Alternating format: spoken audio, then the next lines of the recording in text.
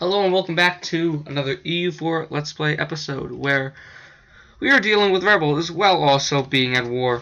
Now, I don't think it's going to be quite an issue from last time. From last episode, we declared war on Livonian Order because we got a special mission to take these two provinces off of their hands for, their own good, because they can't administer it, we have to, it's our job and duty. So right now I'm just sending in my army to attack the rebels in Cole, because they have nothing else to do.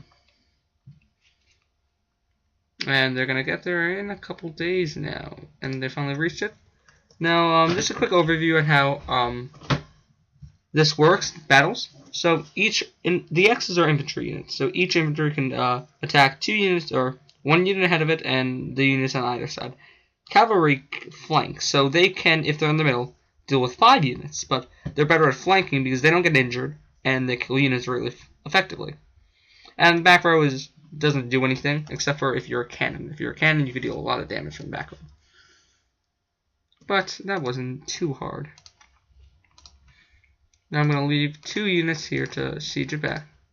And I'm going to send the rest of my army back down south, where hopefully they're not going to take back this province. Nah, I have a good garrison there, so they're going to have to deal with that. I'm going to, in the interest of saving money, because I'm really hemorrhaging money right now, I'm gonna get rid of my I'll get rid of half my force right now. Yeah. So now I just took out a loan, and as I said in the last episode, loans are helpful.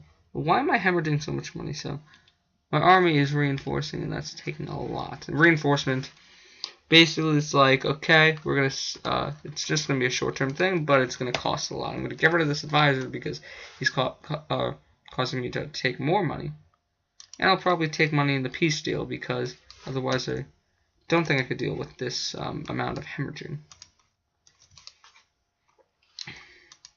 And I'm also gonna, I might take this province too, mainly because if I make Riga vassal of myself, I want to have, a way to get there in case they're like, I want to have my own independence.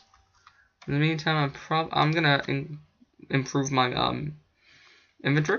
So I'm gonna go for the longbows because they're the most evenly stacked. Now this screen I still didn't really understand. All the pips are the same for the same amount. So for military tech 5, it's always 3 pips, but the layout of it is different, and I don't quite understand the differences. But why does that stop? Why would that stop a good old war? I'm moving into the capital for now, but I won't leave too many units. I'll only leave 4 because you only need 3 to siege.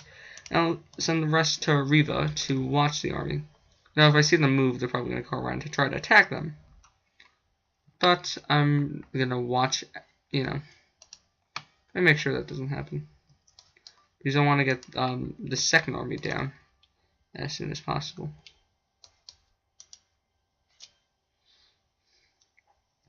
To get war score from Riga, I need to take over Riga, so that's going to be quite annoying to do. I want to first siege that province with 1 unit, and I'll send the other one to make sure I have an advantage if he decides to attack. Now I can't cross the strait because he's currently blockading it. Ooh, Fate of Burgundy. So there's an event in the game. So Burgundy is a country that is located right here for the start of the game. There is an event that can pop off in the middle of the game, early on, where France takes the southern bit of Burgundy and Austria takes the northern bit. Usually it's Austria. It really is whoever's the Holy Roman Empire, and if it's not them, it's Spain. So it's because it doesn't always happen, and often this makes it worse because now Austria and France are going to declare war on each other probably regularly at this point, which is good for me because I'm allied to England and I don't want to see England get dead for, more than obvious reasons.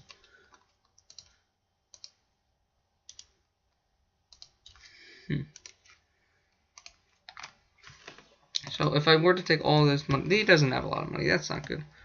I want all his money. So right now I could take 3 provinces from him. And honestly, I probably should. But at the same time, I don't know. That's actually, let me check that out again. So I could take those 3 provinces and take none of his money. Actually, a little bit of his money. That's nice. I'd rather want Rica out of this war, but I think I might just do this. This will get me more of the coastline, which will help me in later wars where I could actually declare war on just Rica alone. I'm gonna do this because it's gonna give me a nice stronghold here. Any other reasons why I might want to wait? I'm actually okay. So this siege is gonna take a while, but it's not like, other than losing money, I'm not really getting injured from this war particularly.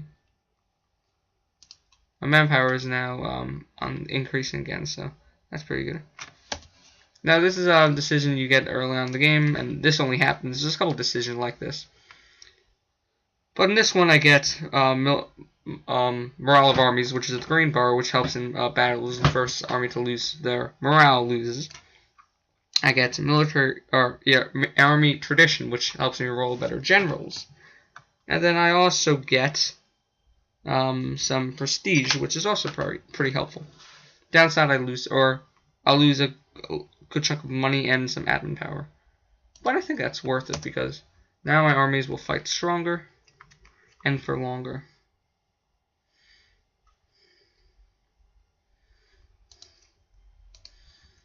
So just by holding on to continuing this war, I haven't gotten anything yet, but now I can get some more money. So this is really like a risk-reward type thing. So I'm spending a lot of money on this war. Well, now it's not so bad because of the fact that, they're fully equipped and I don't need to reinforce. But I'm still losing a good chunk of money. Now over here, my spy network with Denmark increased. So now I'm going to start claiming some more of his provinces. So right now I have all of the bottom bits claimed, and also I have a core in Gotland. So in the next war, that's probably what I'm going to probably take from him.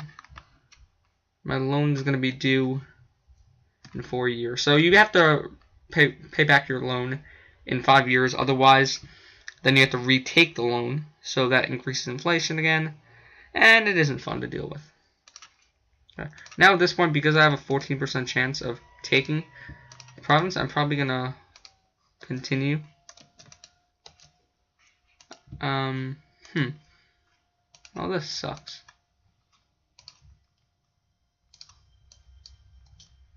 So, okay, that sucked a lot.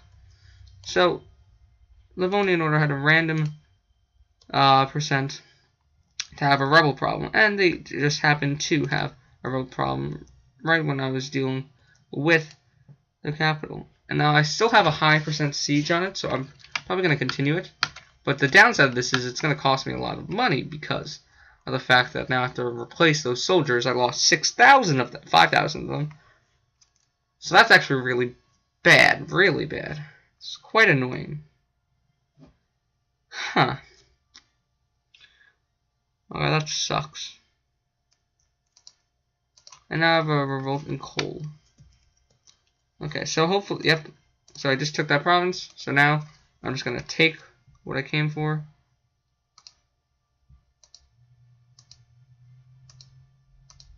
I'm seeing what else I could take out of this war.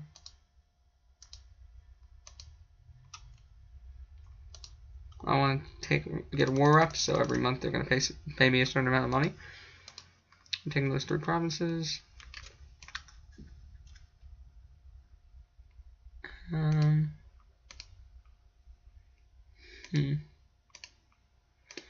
Actually, I'll probably take. So 127 for. Okay, so it's actually cheaper to take these provinces. It leaves me more spread out, but this gets me an ability to attack the Teutonic Order with Poland next time, which will help because I actually want to take them out. I'm actually going to take these provinces. I'll make him end his alliance with Riga. And that's all I can do in this war. Which I'll do.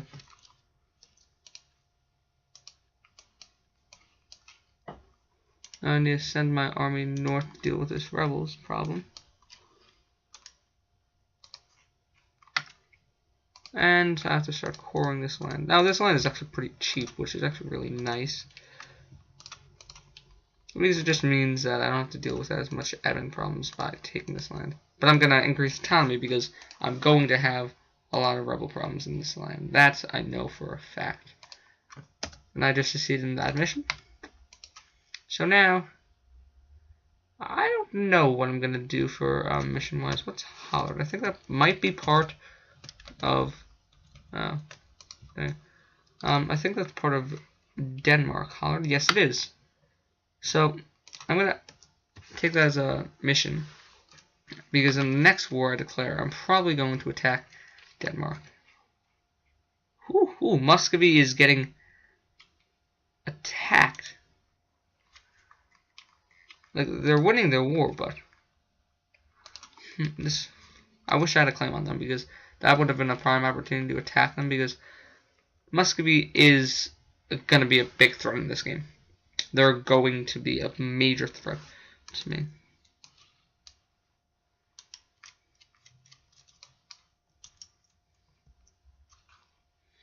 I might actually...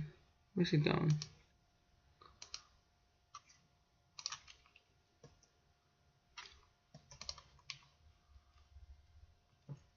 He might be going to my fort, which I sort of hope. Never. Okay, why? Okay, so this is actually annoying. Because now... So, okay, the way zealots work is, if they take control of a province, they change that province to that religion. So if, let's say, this was a Catholic province, they would be currently trying to convert it to Orthodox.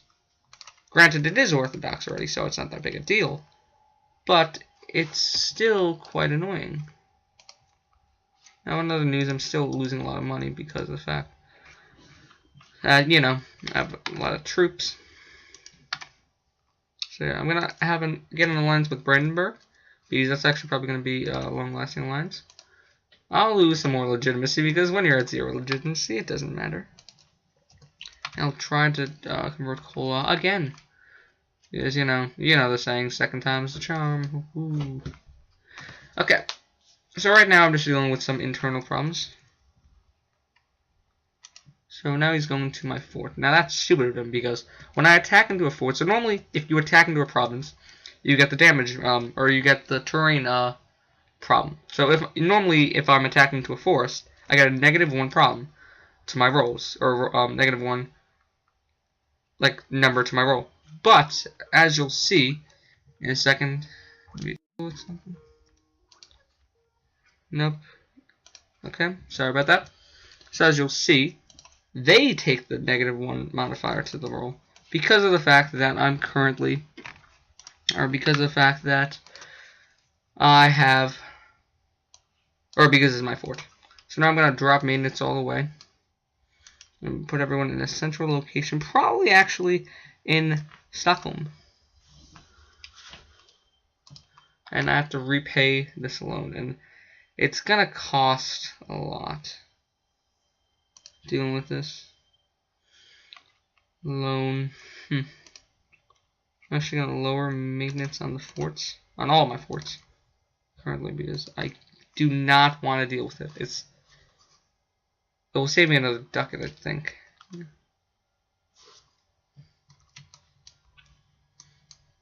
Because it's due in 2 years. I'm actually going to increase my... let me think. So, currently, I'm going to increase it a little bit just for a couple months. Just to get all my troops back to full strength. But after a couple months, I'll lower it back down again. It should take only 1 more month now to get fully high. Or to get fully... So, yeah. So right now my diplomatic,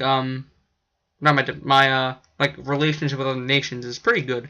I have 3 allies, and they're all relatively strong. Between the Brandenburgians, the Polish, and the English. Now the Polish are probably going to be my greatest and my worst ally. And this is because of the fact that I'm just going to do this just because why not? But this is probably going to be because of the fact that I will have to probably declare war with them at some point. So to get the achievement I'm going for, the Poland, or the, what is it? The Swedish, Sweden is not overpowered. I need to own the entire Baltic. And chances are Poland's going to take some of the Baltic. Probably Danzig, Memel, this string of land. And they probably already have claims on it, yeah. So I'm gonna have to declare war on Poland. Hopefully I don't have to deal with that for a while, because Poland is strong, and I do not want to deal with him.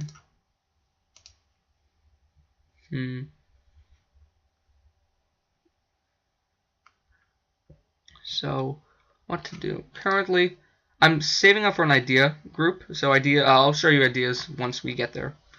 But I don't have to deal with it right now, so it's not that big a deal. Be easy on ideas. I said it's not a big deal. I know, I'm so funny. But back to the game. So right now I just claimed the province of Norway. So now I have claims to this entire southern bit. That's probably what I want to take the next war with Denmark. But I do not want to attack Denmark until I get rid of this loan. Now this is a loan for 79 ducats. Ducats are gold. It's the same thing, gold, ducats. But it's just the, name for this game, I guess. I'm going to improve more relationships with Poland, even though, yeah, we're not at the cap yet, so I'll do that. Muscovy, I don't think got anything out of this war with the Great Horde, other than getting, bitch slapped. So, yeah. That's good, because the weaker Muscovy is, the better it is for me, because Muscovy is really strong. Okay, it's actually 84 ducats, so. Okay, I'll get that probably done next month. And then, because ducats are, for loans you have to pay, I'm paying a quarter ducat every month. And that doesn't seem like a lot, but it does make your finances more and more of an issue if you don't deal with it. I'm going to repay all the loan, and as you see, it increased by 25. Or by 0.25. Right now my trade is really bad because all my ships sunk, except for these transport ships. So at least I get to move my army back and forth across this, Woo. That sucks, but okay. So right now I'm going to look at the Danish army. Due to the fact that I'm probably going to declare war on Denmark pretty soon. Denmark has a bigger army than me and a lot more manpower. Now, ways to deal with this is if I had, let's say, the defensive. If I had, let's say, Poland helping me, then I could help. But currently, no one would help me in this war.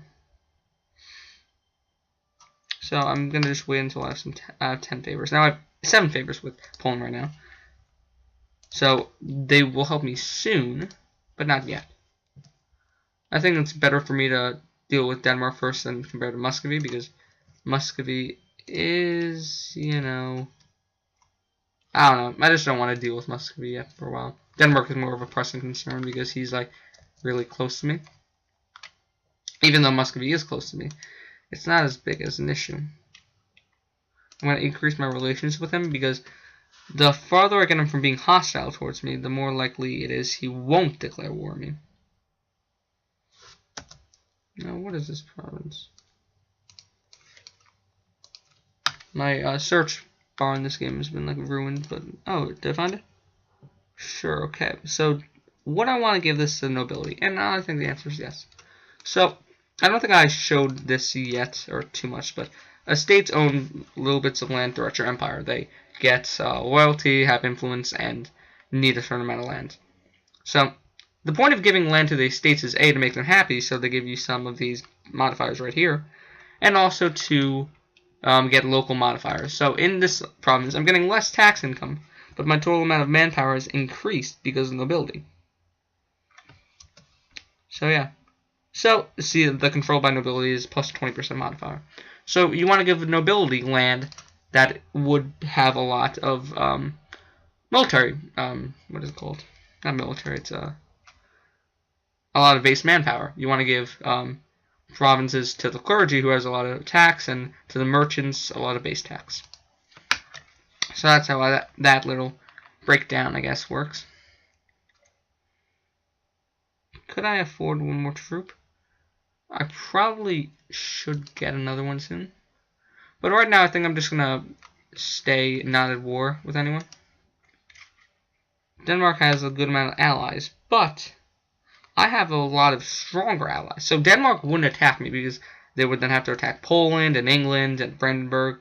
So that's too much for Denmark to deal with. So Denmark wouldn't declare war on me. Same reason why Muscovy isn't attacking me, because I have strong allies. But for now, that's a really good thing. And it also works the other way around. So maybe France won't declare war on... Okay. I'm going to spend money. Actually, I'm going to spend... Okay, so this will take... That amount of manpower recovers in less than 10 months. This amount of money recovers in 10 months, or in 12 or 10. So I'm probably going to do manpower. So anyway, that's probably, it works both ways. So England probably might be not getting attacked by France because France is like, oh, I'd have to deal with Sweden too, you know, because I'm so strong. So yeah, and I got my cores on the Estonian land. Now I might actually move my troops back over to Estonia soon because, as you see, there's a rebel chance of popping, and although it's not high, it could still happen. So the good thing is these provinces are split. So this province right here is Livonian, while these ones are Estonian. So this one is going to be procking Livonian separatists, while these three provinces are procking Estonian separatists. The only purpose for this is it means the rebel percent chances split more, and so it's less likely to happen. So that's pretty good. Because you don't want to take all of the same culture group, because then they're all gonna fire and they're gonna be a big scary army. So yeah. So right now I'm not gonna take this Diplotech, and you may be wondering why, because earlier on I said it's always good to take Diplotech. But the reason why I'm not is because of this. This is an idea group, and I'll get it in a couple months. Yeah, next month. So I'll show you about it. So idea groups are pretty cool. So basically, you take this tech, and then you get a little pop-up right here. You can now choose an idea. Now, I haven't showed you this. So there's national ideas, which gives you certain things like Sweden gets a 10% or 20% infantry combat ability. That's why Sweden is technically overpowered in a sense, even though the point of this achievement is proved that they're not. You know, they're totally not. So anyway, so there's ideas, and there's a lot once it goes on. This wasn't nearly as... Okay, so these are all the ideas. So there's a ton. So there's admin-powered ideas, where you have to spend admin power to get them. Diplo-power ones. And military power. So right now I'm going to spend Diplo power because usually that's the first one you want to spend, because you want to keep military power high to buy more and more military techs for a while. So right now I'm going to look through some of the ideas. So exploration is not going to be helpful because I'm not going to be colonizing any time soon. Maritime ideas are pretty bad. Espionage may be helpful, but I don't think I'm actually going to take it, even though it's not that bad of an idea group, but it's just not too good either. I could take trade ideas, but I don't have too much trade to begin with right now. So the only other two is diplomatic or influence. So influence makes it is pretty good, but that's more so if you have subjects. I don't have any subjects. So instead, I'm thinking I might take Diplotech, or diplomatic ideas, and the reason is I could take more land, and peace deals. I'll get another diplomat, and also the end results. If there is what is it called? If there is an event that makes me lose stability, I won't lose this one stability. It's gonna have like a -1 modifier to it. So yeah. So right now, I'm gonna, with the more diplomats, I might actually just be, I'm gonna start spying on more and more nations. Because why not? Really. What other province might I want to claim? I'm gonna claim this one up here. For no reason. Just because I have the extra. I have extra spy network against Denmark. Yeah, might as well. Inspiring victory. Okay. So I'm gonna leave it here, guys. So I think that went pretty well. Took over this set of provinces from the Livonian order. And so yeah, we'll see you in the next episode of this EU4 Let's Play series. So like, subscribe, and comment if you want to see more. And see you next time. Goodbye.